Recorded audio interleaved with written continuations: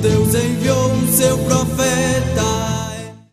A partir de agora, você vai ouvir mais uma mensagem de fé, na voz do pastor Joaquim Gonçalves Silva.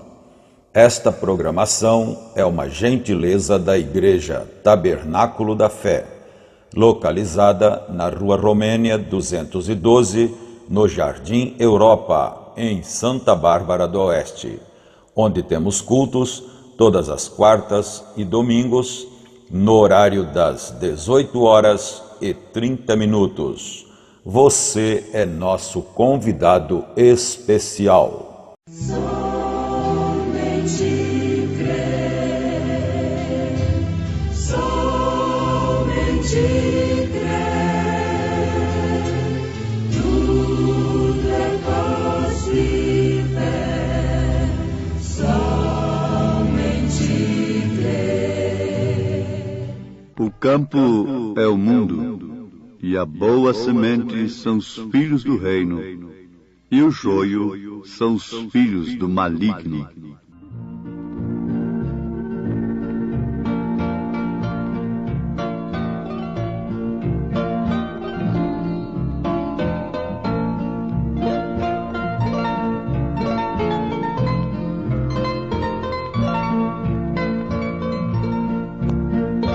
Ouvintes amados, uma mensagem, ou seja, uma doutrina que choca profundamente os princípios religiosos, é a doutrina da semente da serpente. É curioso e desperta muita atenção da gente, porque os sistemas religiosos, de uma maneira geral, não querem aceitar ou não aceitam a doutrina da semente da serpente.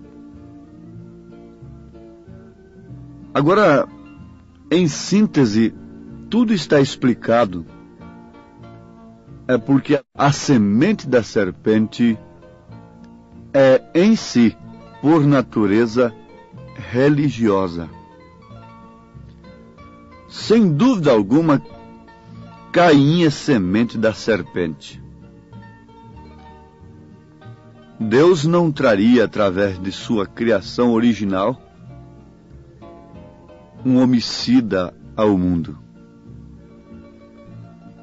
Deus não traria, de maneira alguma, um espírito tão mau, tão perverso, que mataria o seu próprio irmão, irmão de ventre, irmão por parte de mãe. Não. Foi aquela serpente que falou com Eva.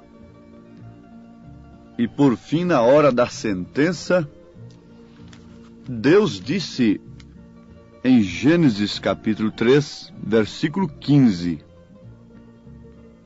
Anotem para que vocês conheçam assim, em síntese, numa curta mensagem, tenham a sua atenção despertada para este grande fato: há duas sementes na terra, plantadas no ser humano. Gênesis capítulo 3, versículo 15. E porém inimizade entre ti e a mulher, e entre a tua semente, isso Deus falando com a serpente, e entre a tua semente e a sua semente, esta te ferirá a cabeça, e tu lhe ferirás o calcanhar. Notaram isto? Gênesis capítulo 3, versículo 15. E porém inimizade entre ti e a mulher, e entre a tua semente, e a sua semente. Quer dizer, a semente da serpente é a semente da mulher. São duas sementes escrituristicamente falando. Outra interpretação aqui é humana apenas. Na verdade, isto carece de revelação. Gênesis capítulo 6, versículo 2, está escrito: viram os filhos de Deus que as filhas dos homens eram formosas e tomaram para si mulheres de todas as que escolheram. Que filhos de Deus seriam estes? Em São Mateus, capítulo 13, versículo 38, Jesus disse: não discutam com Jesus. Jesus disse, ele próprio explicando a parábola do joio: o campo é o mundo, e a boa semente são os filhos do reino, e o joio são os filhos do maligno. São Mateus, capítulo 13, versículo 38. Na verdade, isto se trata de uma matéria, conforme já falamos, que depende de revelação. Mas o que promove a revelação disto é justamente a qualidade da semente que temos. Se temos a semente de Deus, se pertencemos ao reino, nós distinguimos a toda semente que não pertence ao reino. E isto é o que é mais necessário. Agora, amados, vamos continuar pensando sobre este assunto, porque o enfermo pode dizer: olha, essa mensagem cura doentes, essa mensagem liberta oprimidos, porque o interesse da era é este, não é? Esta mensagem salva pecadores? Esta doutrina resolve o problema da gente? Enfim, vale a pena ser ouvida? Perfeitamente. Justamente por não conhecerem a verdade, é que estão escravizados. Jesus disse: e conhecereis a verdade, e a verdade vos libertará. Libertará de quê?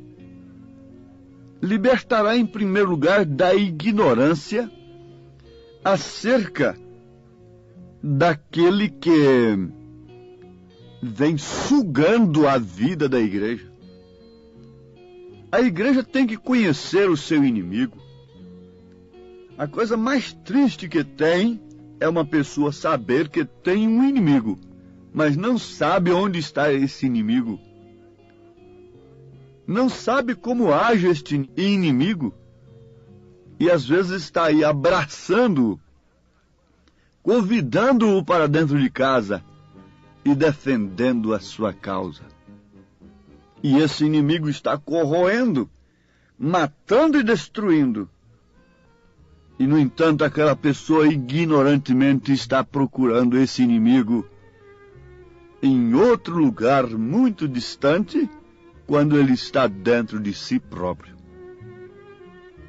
Então é necessário que saibamos onde está o inimigo, reconheçamos o inimigo e saibamos com que combater o inimigo.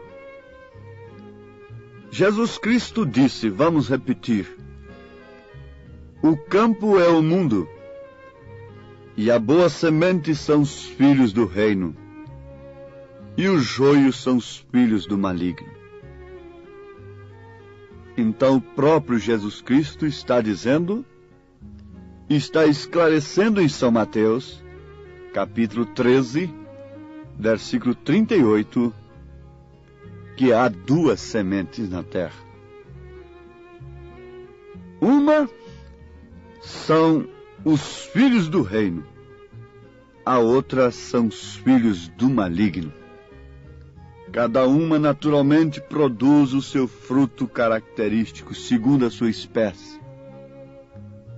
Mas para confundir, para enganar esta falsa semente, ou a semente do maligno, teria que ser religiosa.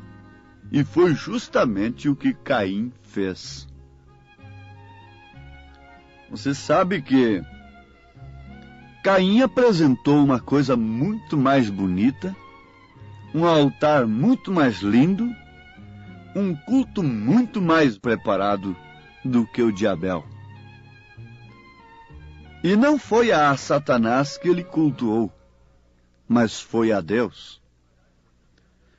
Era necessário que viesse um profeta de Deus, nos revelando estes segredos nas Escrituras Sagradas.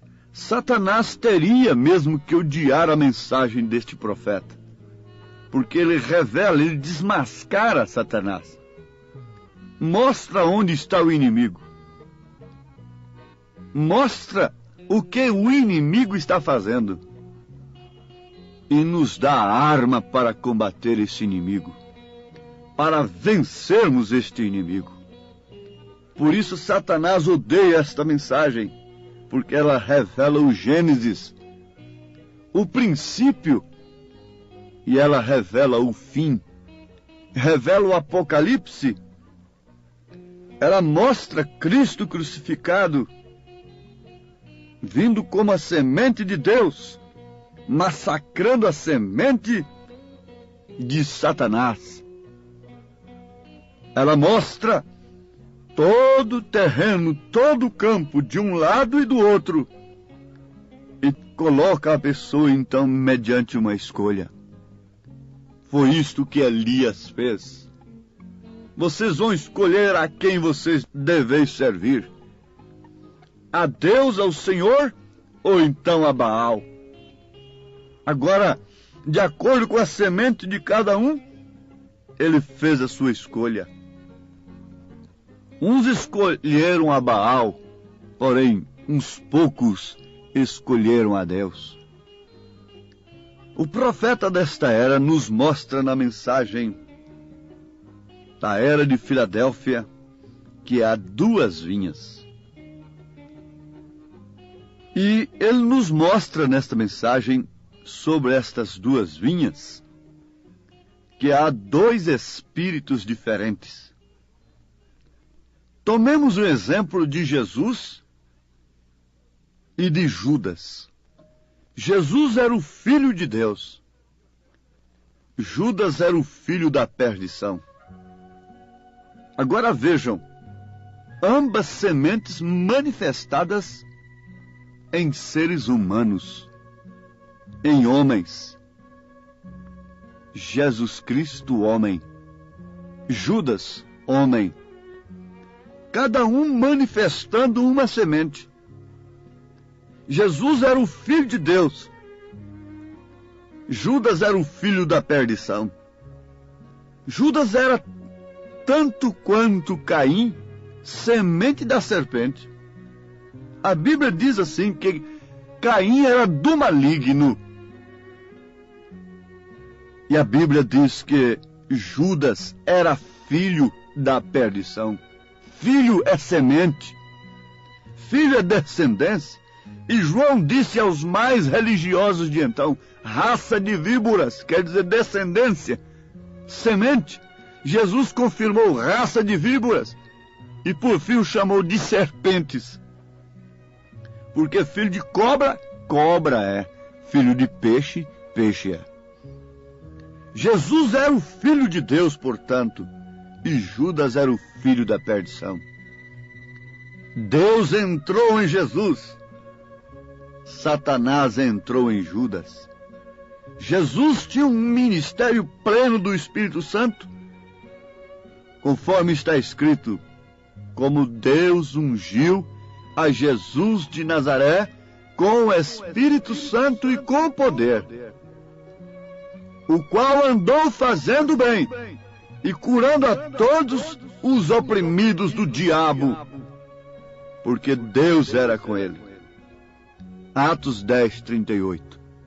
Na verdade, Jesus veio libertar a sua semente que estava oprimida pelo diabo. Isto é certo. Agora Judas foi contado conosco e alcançou sorte nesse ministério. Atos 1:17.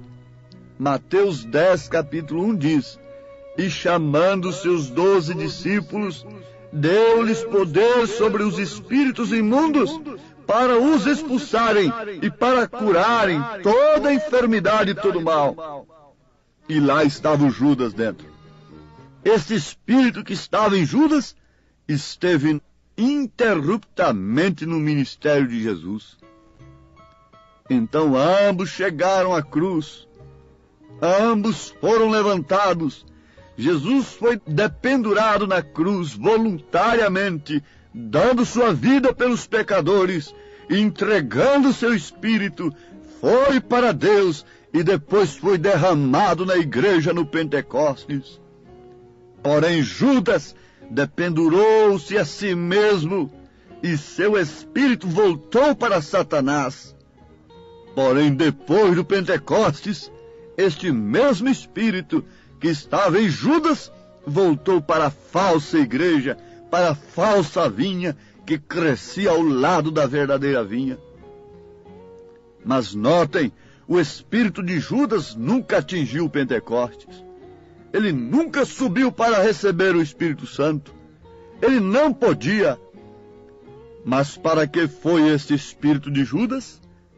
Ele foi por causa da bolsa de ouro. Como ele amava o dinheiro, ele ainda ama o dinheiro até hoje. Ele ainda ama as coisas terrenas. Ele ainda ama os patrimônios. Ele ainda ama as coisas terrenas, embora sendo religioso desde o princípio. Embora sendo religioso desde o princípio. E por causa disto ele mata. Por causa disto ele tem derramado sangue da igreja durante as eras. Se ele anda no nome de Jesus, fale ainda acerca dele e você verá que ele ama o dinheiro. Ele ama a aparência terrena. Ele ama a posição terrena. Ele ama a fama. Ele ama a posição. Ele ama a política. Ele ama o poder terreno. Ele quer estar sempre misturado com Deus. Veja só, misturado com Deus, misturado com religião e com o poder político. Quando Jesus disse, dai a César o que é de César e a Deus o que é de Deus. A política estaria muito bem se esse espírito não estivesse lá misturado com ela. Herodes não teria matado a João se Herodias não estivesse lá com ele. Acabe não teria perseguido a Elias, não teria matado aquele justo Nabote, não teria perseguido a Micaías se Jezabel não estivesse lá com ele, casada com ele. Jamais o poder nacional, isso falando no sentido mundial, poderia se levantar durante as eras contra os cristãos se a falsa igreja não estivesse ali instigando, como Herodias fez, como Jezabel fez. Mas esse é o espírito misturado. Então ele estava no ministério de Jesus também. Ele está na igreja, formando a falsa vinha. Mas fique sabendo, ouvintes, quando Jesus foi dependurado, Judas também foi dependurado. Ele derramou o seu ventre. É esse espírito que permanece até hoje sobre a terra, formando a falsa igreja que ama o ouro acima de tudo.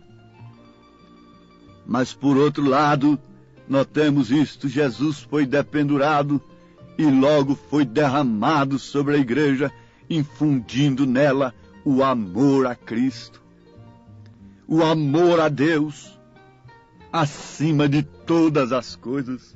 Veja que diferença de amor. Um amando através do ouro, outro amando através do Espírito Santo. Outro amando, fazendo bem, não através do ouro e da prata, mas fazendo bem através do nome de Jesus Cristo. Por que que a igreja quer fazer tanto bem e recolher tanto dinheiro para fazer bem para os pobres, quando Pedro não fez isto? Quando Jesus não fez isto? Mas é porque ela é falsa. Ela tem o espírito de Judas. Ela ama mexer com dinheiro, ainda que tenha que dar aquele dinheiro para comprar um campo de sangue para os estrangeiros. É isto que ela ama. Ela não ama o próximo. Ela é assassina, ela é mentirosa, ela é adúltera. Mas ele, Jesus Cristo, é o mesmo ontem, hoje, eternamente. Ele é verdadeiro. Ele nos introduz o Espírito Santo, que nos introduzirá na glória eterna. Ó Deus, tenha compaixão dos nossos ouvintes e abre o entendimento de cada um, em nome de Jesus Cristo. Amém, Senhor. Amém.